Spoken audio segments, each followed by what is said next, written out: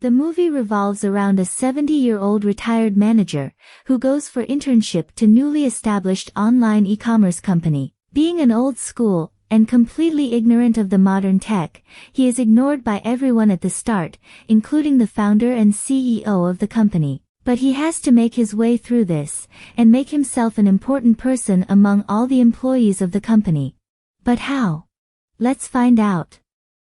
Ben Whitaker is a widower who feels bored in his retirement and wants to find out a meaningful way to spend his time. He goes to yoga classes, cook for himself, went on a trip around the world, took some Mandarin classes and go outside to hang out with his friends. He says that when he returns home, it's like a ton of breaks that hit him. One day while shopping he sees an advertisement that an online tech company wants senior citizens as interns. So, he applies for the internship at the company, and as per requirements, he makes a video resume where he explains why he can be a useful addition to the team. He is called for interview at the company, which is a successful online clothing retailer called About the Fit. The founder and CEO of the company is Jules, a young and dynamic woman who has built her business from her kitchen to a large office with hundreds of employees in just 18 months. She's always on the go dealing with issues, taking calls, and to save time and remain fit,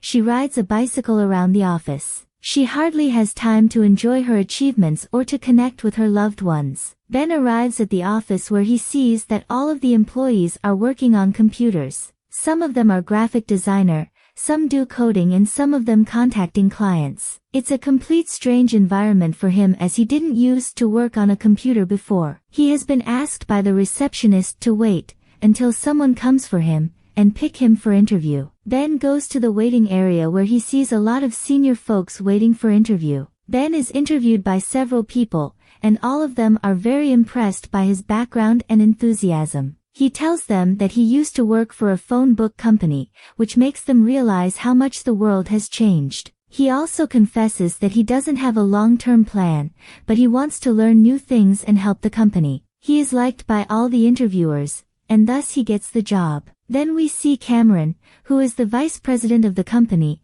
asking Jules that they talked about the senior citizens internship, and they have hired a few individuals. She is not happy with the idea, as she says that she is not comfortable with elder people. But Cameron convinces her that they talked about it and she approved it. She is shocked when Cameron says that she will have one of the internees as her assistant. She feels hesitant to have a senior person around, as she thinks that he will interfere with her work or slow her down. She asks how long she has to keep him, and is told that it's 6 weeks minimum. She wonders how she will manage with having an intern who is older than her. Ben is excited to go to office at the first day, and therefore gets up early in the morning, wear a suit and arrive at the office early. All of the internees are given a space and they tell them to wait for the emails, which will give them their assigned department. All of the other internees are assigned to their respective departments, but Ben is still waiting for his email. Jason, who is one of the employees at ATF, showed him the other interns Doris and Davis. They came from different places and had different talents,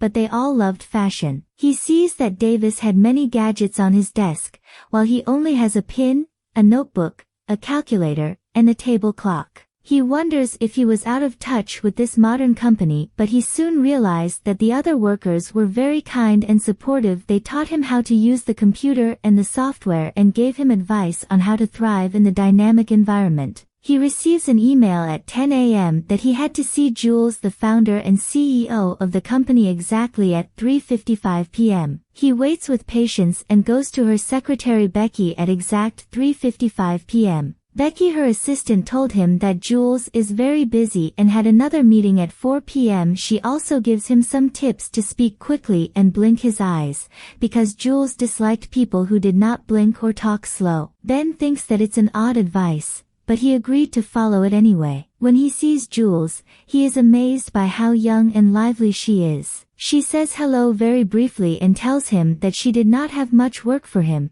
yet she says that she will email him if something comes up. However, he didn't get any news from Jules for a few days, but he didn't sit idle. He seized every chance to learn more about the business. He lent a hand to anyone who needed his help and got the nickname Mr. Congeniality from Cameron, the vice president of the company. He also gives some old-fashioned wisdom with the younger interns on different aspects of life. He advised Jason to say sorry to Becky in person for being unfaithful to her instead of sending unclear text messages. He becomes a friend of everyone at the office, and everybody likes him very much. His first official duty came from Becky through an email, who wanted him to get Jules's jacket cleaned. Jules had dropped soy sauce on it, but she was still wearing it. Ben had to figure out how to get it from her without being impolite or intrusive. He went to her office and saw her talking to Cameron.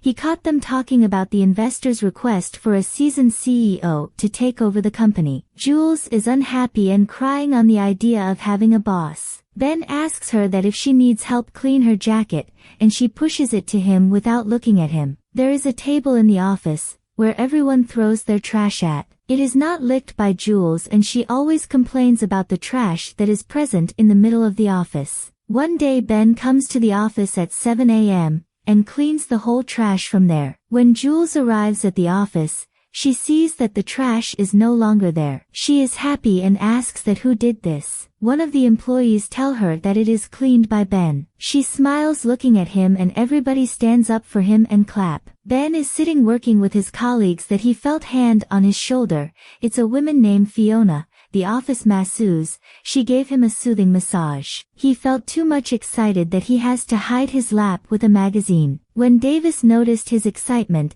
he teases him that he is younger than he thought. When Jules is about to leave, Ben looks outside the window and notices that Jules's driver drinking wine while on duty. He quickly goes down and confront him. He tells him he saw him from the window that he was drinking wine, and therefore he is not ready to drive Jules to her house. He asks him to inform Jules that he is not feeling well today, and is unable to drive her. Jules feels uncomfortable seeing that Ben is going to drive her home and tell him that Becky will drive me, but he insisted on taking the job. She accepts his request, but warn him that she would be making sensitive calls in the back seat, therefore everything happens here will be extremely confidential. Her first call was from her mother, who criticized her for her lack of sleep and weight gain. Ben can feel the strain between them. The next call was from Cameron, who questions her efforts to reach the CEO on the list. He asks her to whether she chose anyone for the CEO job or not. Jules stops at hotel where she is about to interview a person for the post of CEO. She asks Ben that if he is bored,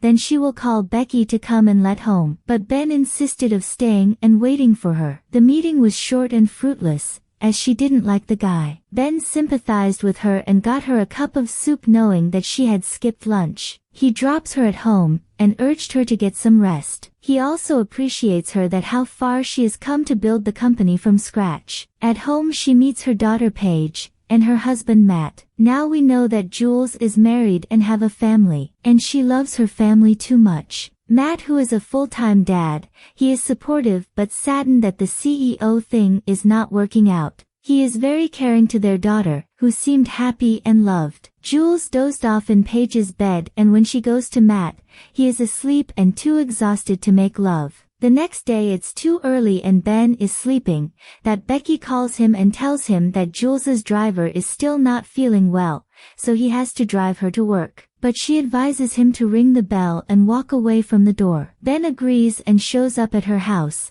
and when he rings the bell, he suddenly remembers the walk-away thing. As he starts to walk away, Matt greets him and invites him for a coffee. Ben accepts and joins Matt, Paige and Jules at the breakfast table. He observes how Paige and Matt seem fond of him, and how Jules struggles to keep her family and work life smooth. Ben excuses himself saying that he will wait in the car, but Jules says wait, I am going too. They also take Paige to drop her at school. On the way Ben asks Jules several personal questions, which Jules didn't like, and she asks her vice president Cameron to transfer him to another department. Ben stops at school and sees how the other moms at the school gate scorn Jules for being a prosperous businesswoman, but she shrugs them off and kisses Paige to say goodbye. He takes her to the warehouse on shortcut route, which impresses Jules about Ben's driving skills. Ben observes her handling the emergency at the warehouse with coolness and efficiency. He is impressed by her abilities and authority. Ben drops by Fiona's office later,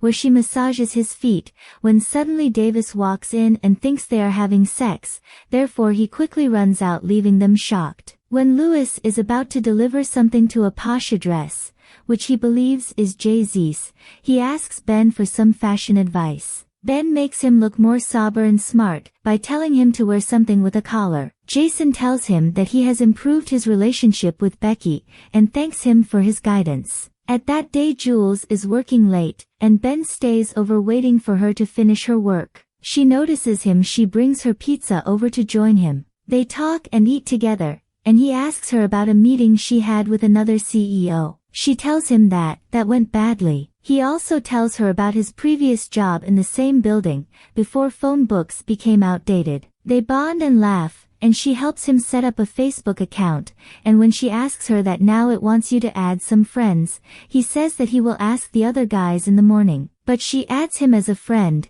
and also take his picture on her phone to set up his profile picture. She discovers more about him and his life as they look at his photos. Jules now like Ben and feels safe and centered with him. The next morning, she comes out of her house smiling, but as she enters the car, she sees that Doris, the lady intern, comes to pick her up. Surprising, she asks her that where is Ben. She tells her that she heard that he is transferred to another department. She told her that she is 72, and can't drive, as she almost hit another car on their way. Jules is forced to drive herself as she called Cameron and pleaded with him to bring Ben back. She misses his soothing presence and his skills. She finds him at a coffee shop where he is buying coffee for his new colleagues. She takes some cups, says sorry to him, and asks him to return to her team. Ben quickly becomes an indispensable part of Jules' team. He shares his insights and expertise, and Jules relies on him more and more. To Cameron's astonishment, Ben also appreciates Becky's skills and education and urges Jules to acknowledge her, as Becky was upset on Ben's transfer to her area. Davis tells Ben that he has to leave his parents' home, and that he is moving to Philadelphia to live with his cousin. He knows the travel will be crazy, so Ben offers him a room in his house. Davis is stunned by Ben's house and clothes, especially his handkerchiefs, which Ben says are a must thing to be with gentlemen. He says that men carry handkerchiefs for women,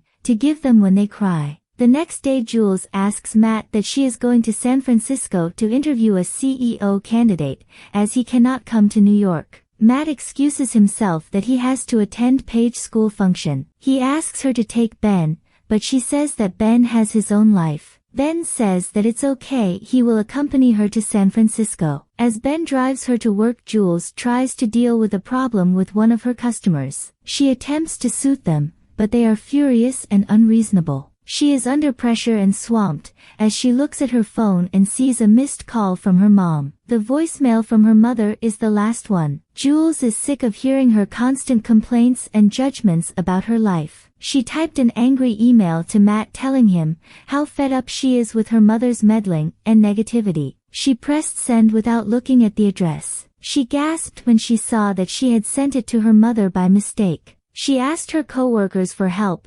Ben, who understood her predicament, offers to go to her mother's house and delete the email from her computer. Before she returned from work at 5:30 p.m., Jason, Davis, and Louis joined him, hoping for some fun. They had some challenges along the way, like Jules's mother have alarm in her house which goes on when they enter the house, but they succeeded in removing the email just in time. They felt victorious and happy that night. Jules treated them with drinks, as a way of saying thanks. She has never really hung out with them before, but she discovers that they are witty and clever. She has a good time and forgot her troubles for a while. As she drinks too much, therefore ends up vomiting in a garbage can outside. Meanwhile, Ben and Fiona go to a funeral as their first date, and have a surprisingly a good time. The next morning Ben went to pick up Jules for work. He sees that Matt is not doing well, and Paige sobbing in the corner scared of going to a party with a sitter. He felt bad for them and offered to take Paige instead. He also stands up for Jules's career and skills in front of the other moms,